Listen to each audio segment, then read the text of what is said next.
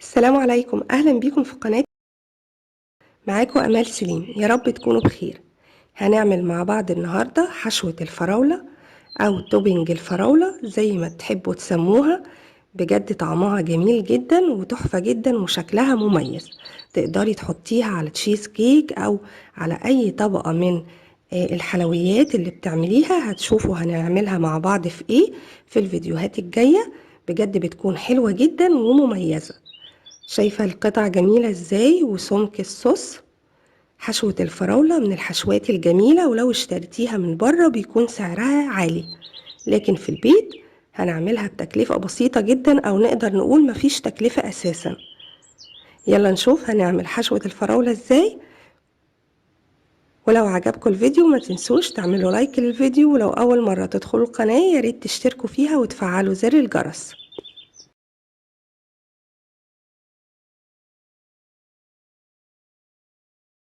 يلا نبدأ ونقول بسم الله.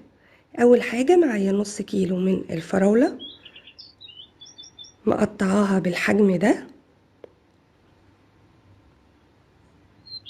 حاولي ما يكونش الحجم اقل من كده او اكبر من كده، هو ده الحجم المظبوط اللي هيدينا الشكل النهائي اللي شفتيه معايا.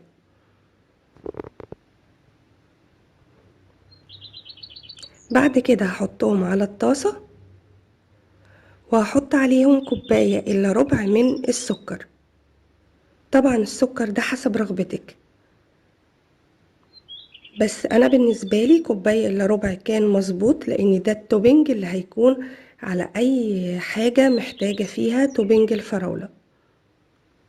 فهو بيكون طبقه وتحتها اكتر من طبقه، تقدري تتحكمي في السكر، لكن لو حابه انك تعمليها بنص كوبايه من السكر مفيش مشكله. يا دوب هقلب السكر فيها بالشكل ده او هوزعه في الطاسه وهسيبها على النار، ومش هحط عليها اي ميه. هي الفراولة هتنزل ميتها بالشكل اللي انتوا شايفينه ده.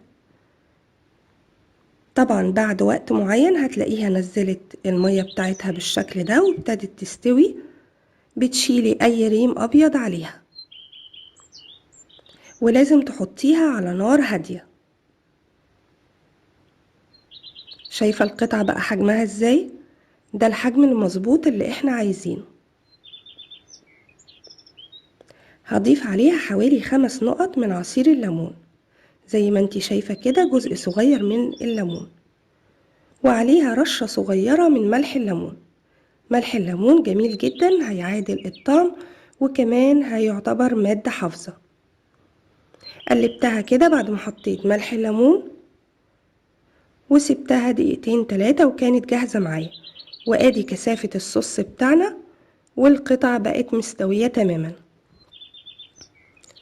وكده خلاص حطيناها في البولة بتاعتنا وبقت بالشكل ده.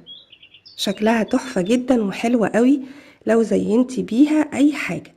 بجد جميلة جدا، توبنج رائع، وسعره كمان رخيص ومش مكلف. ولو اشتريتيها من بره بيكون سعرها عالي، وطعمها كمان جميل جدا. هعمل بيها صنف جميل معاكم، ياريت تتابعوني وهتشوفوا هستخدم توبنج الفراولة في ايه. شايفة القطع شكلها ازاي؟ بجد بيعجبني قوي شكلها، لونها وشكل القطع بعد ما بتستوي بتبقى حاجة كده مميزة جدا. اتمنى تجربوها، وياريت لو الفيديو النهاردة عجبكم ما تنسوش تعملوا لايك للفيديو، ولو اول مرة تدخلوا قناتي ياريت تشتركوا في القناة وتفعلوا زر الجرس علشان توصلكوا كل وصفاتي. بحبكم في الله، امال سليم.